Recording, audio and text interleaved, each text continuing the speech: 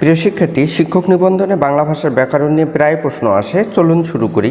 ব্যাকরণ কৌমুদী ঈশ্বরচন্দ্র বিদ্যাসাগর, বাঙ্গালা ব্যাকরণ ডক্টর মোহাম্মদ শহীদুল্লাহ, ব্যাকরণ মঞ্জুরি ডক্টর মোহাম্মদ এনামুল হক, ভাষা প্রকাশ বাংলা ব্যাকরণ doctor Suniti Kumar Chattopadhyay, the origin and development of the Bengali language doctor Suniti Kumar Chattopadhyay, Bangla ভাষার ব্যাকরণ মুনির চৌধুরী, ইব্রাহিম খলিল ও মোফাজ্জল হায়দার চৌধুরী, গৌড়ীয় ব্যাকরণ লিখছেন রাজা রামমোহন রায়।